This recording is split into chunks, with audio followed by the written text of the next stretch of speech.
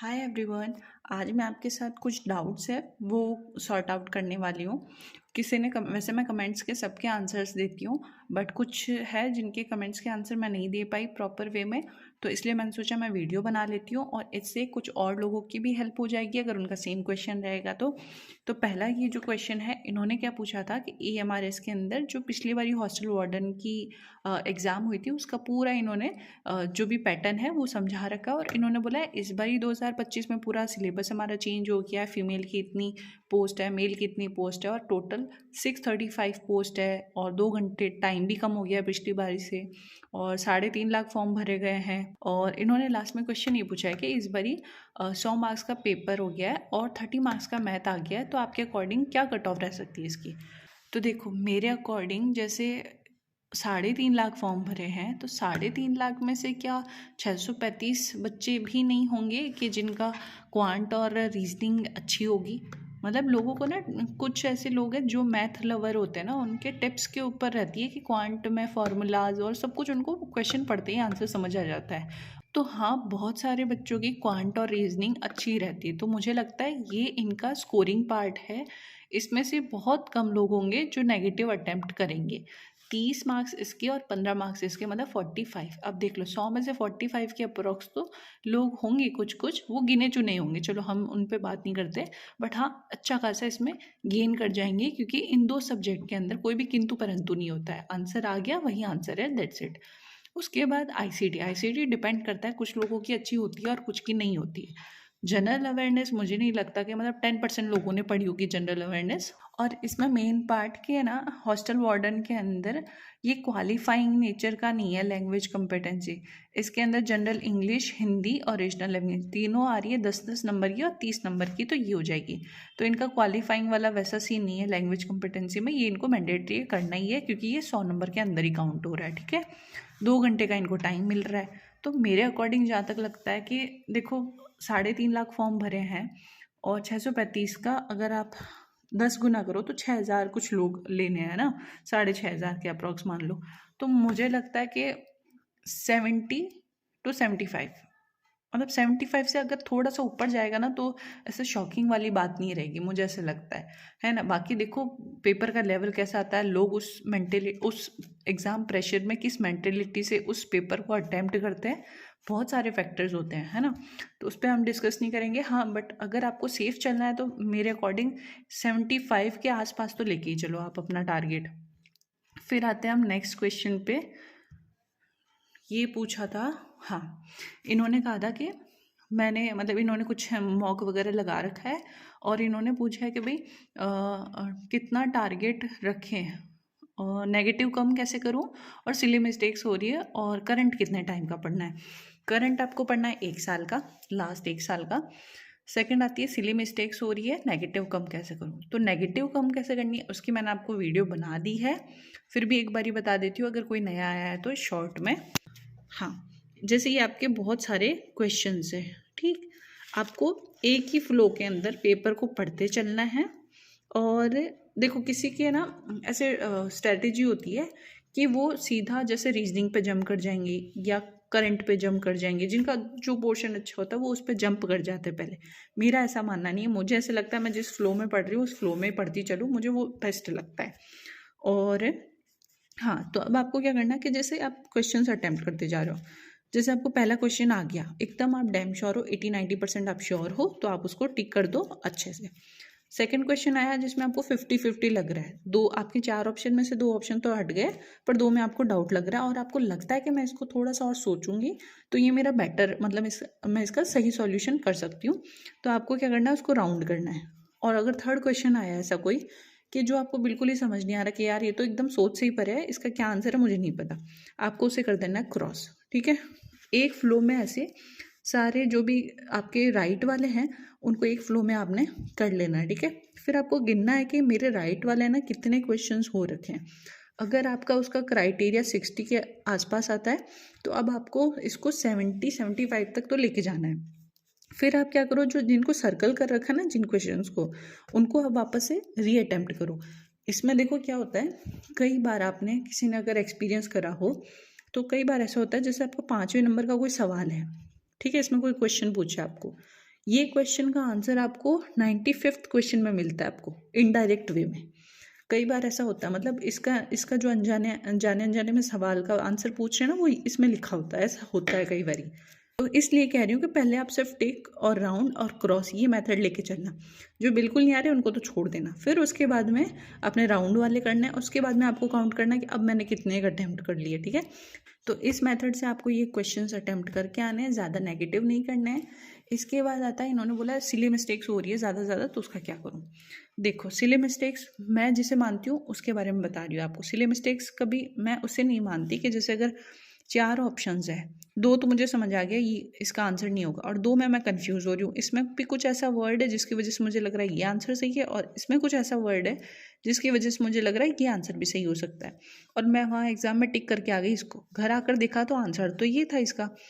अब यहाँ पे कभी रिग्रेट नहीं करना है, क्योंकि ये एग्ज़ाम का प्रेशर होता ही ऐसा है कि हमारा मन भी करता है हम इस सवाल को कर दें, हमें लग रहा है ये है, पर ये आंसर बाद में नहीं निकले या निकले वो दूसरी बात होती है। तो इसके ऊपर कभी रिग्रेट मत करना, क्योंकि जिस एग्ज़ाम प्रेशर से आप निकल रहे हो उससे बाकी सब भी उतना ही निकल रहे हैं। सिली मिस्टेक्स मेरे अकॉर्डिंग होती है वो ये होती है कि आपने पेपर के अंदर तो लगाया है ए आंसर, कि आपको ए सही लग रहा है, और आपने उसको OMR के अंदर भर दिया आपने बी।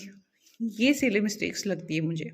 सेकंड सिली मिस्टेक्स होती है कि आपने क्वेश्चन को इतना फास्ट वे में पढ़ लिया कि आपने उसका है, वो है पूछ रहा है या नहीं है पूछ रहा है, ये नहीं आपने अच्छे से देखा, और आपने पहला ही देखते उसको सीधा आंसर लगा दिया। ये चीज़ हमेशा ध्यान रखना, जब भी आपके कोई क्वेश्चन को पढ़ते ही आंसर तुरंत आ जाए ना, तो उस पर 2 सेकंड और रुक कर सोचना कि ये आंसर इसका पक्का यही है ना, बाकी 3 ऑप्शन जो बच रहे हैं उनको भी एक बार देख लेना। बाकी अगर आपने कुछ क्वेश्चंस एक्स्ट्रा अटेम्प्ट कर लिए हैं, फिर घर आके आपको रियलाइज़ हो रहा है, तो वो आपकी मतलब वो रिग्रेट मत करना। देखो, वो सबके साथ ही सेम ही होता है ना, वो ऐसा कोसना मत यार मैं 4 कम अटेम्प्ट कर लेती हूँ तो ऐसे होता, 5 होता, ऐसे होता, उससे कुछ नहीं होता है। हो सकता है किस्मत आपकी अच्छी हुई तो आपने वो 5 अटेम्प्ट करे, उनमें से 3 सही हो गया। हो भी सकता है कि आपकी किस्मत ख़राब हो तो आपने 5 अटेम्प्ट करे, वो पाँचों ही गलत निकल जाए, तो उस पर रिग्रेट मत करना। रिग्रेट करना इन चीज़ों पर, ठीक है। नेक्स्ट जो क्वेश्चन है वो लेते हैं हम। हाँ, एक ये क्वेश्चन है जिसका आंसर मुझे पता नहीं है, अगर किसी को नॉलेज हो इस क्वेश्चन के बारे में तो प्लीज़ वो ज़रूर बताना इनको, क्योंकि इनको अवेयरनेस नहीं है इस बारे में, तो हो सकता है किसी और को अवेयरनेस हो, तो प्लीज़ उनको क्लियर करना। आप कमेंट में नीचे लिख देना उसका आंसर, है ना। फिर ये आ रहा है, देखो, हिंदी इंग्लिश में सेपरेटली 4 मार्क्स चाहिए या कंबाइंड टोटल 8 चाहिए। ये बहुत ही ज़्यादा बड़ा कन्फ्यूज़न है लोगों में, मतलब इस एक क्वेश्चन के रिगार्डिंग है ना, मैंने कितने सारे क्वेश्चंस देख लिए होंगे अपने कमेंट बॉक्स में। इसका मैं आपको देखो बताती हूँ। ये रहा हमारा TGT का, ठीक है। TGT के अंदर हमारा 6th पार्ट एक आता है कि इसके अंदर लैंग्वेज कॉम्पिटेंसी में जनरल इंग्लिश आएगी, जनरल हिंदी आएगी, और रीजनल लैंग्वेज आपकी आएगी, ठीक है। 10 मार्क्स ईच सब्जेक्ट, तीनों सब्जेक्ट के 10 मार्क्स होंगे।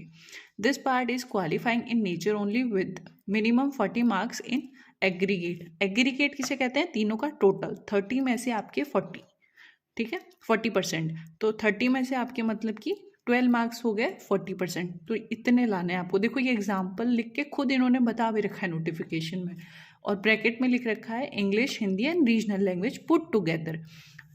प्लीज़ क्लियर कर लो इस चीज़ को, बहुत कन्फ्यूजन है, ख्याल रखो इस चीज़ का, ठीक है। हाँ, इसमें ये नेक्स्ट लाइन यही लिखी है कि अगर आपने ये 30 मार्क्स जो है, इनमें से आपने 40% जो कि 12 क्वेश्चन होते हैं, ये अच्छे से मतलब 12 नंबर भी आप अगर नहीं ले पाए इसमें, तो ये आपका 100 मार्क्स जो है वो नहीं चेक होगा। इसका ख्याल रखना सभी लोग।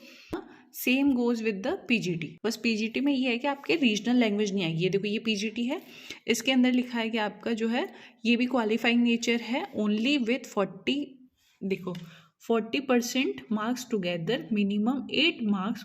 एग्जाम्पल के तौर पे लिखा है minimum 8 marks out of the 20 marks combining English और हिंदी। इतना क्लियरली इन्होंने लिखा है, इतना क्लियरली, पता नहीं क्यों लोगों को इतना डाउट, इतना कन्फ्यूजन हो रहा है इस चीज़ को लेकर। तो प्लीज़ आप लोग इस चीज़ का ध्यान रखना, है ना। इसके बाद चलते हैं हम नेक्स्ट सवाल पे, जो कि है मेरा 70 मार्क्स आ रहा है बट आई वांट 85। तो देखो, एक इनका भी ऐसा ही सेम है। हाँ, एक कॉमन क्वेश्चन है, ICT कहाँ से पढ़ना है इनको। ICT एक्सपीरियंशियल लर्निंग हो गई, और ये कट ऑफ के बारे में बात कर रहे हैं, ये इनका कंप्यूटर के बारे में पूछ रहे हैं, और 67 मार्क्स आ रहे हैं। इज़ इट इनफ, और ये भी आईसीटी के बारे में पूछ रहे हैं, एक्सपीरियंशियल लर्निंग का। और हाँ, ये देखो, ये भी इनका भी यही क्वेश्चन था कि यूट्यूब पे बता रहे थे कि भाई टीजीटी में तीनों लैंग्वेज अटेम्प्ट करनी ज़रूरी है। ऐसा नहीं है डियर, अभी मैंने आपको सब कुछ बताया है। आप उसको नोटिफिकेशन को मैंने ना अपने टेलीग्राम चैनल पे डाल रखा है, आप उसको जाके क्लियरली अच्छे से पढ़ो। फिर इसके बाद आता है, हाँ ये भी अपने मतलब कट ऑफ की ही बात कर रहे हैं। एक इन्होंने पूछा था कि मैम प्लीज़ आर्टिकल पर एक क्लास करा दो, नो आर्टिकल वाला कंसेप्ट। डियर मैं नहीं करा पा रही इसलिए क्योंकि मेरा अभी 14 को ही एग्ज़ाम है, और इसके लिए ना मैंने टेलीग्राम ग्रुप पर एक एमसीक्यू सीरीज़ है इंग्लिश का, मतलब यूट्यूब चैनल है कोई जिसके अंदर वो इंग्लिश के ही सिर्फ एमसीक्यूज़ करवाते हैं सीरीज़ वाइज। तो आप उनको जाकर देख सकते हो, वो आपका बहुत सारा मतलब अच्छा कंसेप्ट पढ़ाते हैं, वो भी सिर्फ क्वेश्चंस कराते हैं बहुत अच्छे से। मैंने उसका स्क्रीनशॉट डाला हुआ है उस चैनल का टेलीग्राम पर, तो आप वो जाके देख सकते हो। क्लास में नहीं करा पा रही बिकॉज क्लास में मुझे लगते हैं 2 से 3 घंटे एक क्लास को बनाने में, फिर उसको एडिट करने में, तो मुझे लग जाता है अभी थोड़ा टाइम। और मेरा 14 को अभी एग्ज़ाम है इसलिए मैं ये नहीं कर पाई, उसके लिए सॉरी। मोस्टली जो अब ये क्वेश्चंस हैं ना, ये सारे आईसीटी के रिगार्डिंग थे, एक्सपीरियंशियल लर्निंग के और केस स्टडी के, जो कि मैंने आपको कल की वीडियो में बता रखा है कि मैं कहाँ से पढ़ रही हूँ। फिर भी आपको एक बार और बता देती हूँ। लास्ट टाइम है मेरा 14 को मेरा एग्ज़ाम है।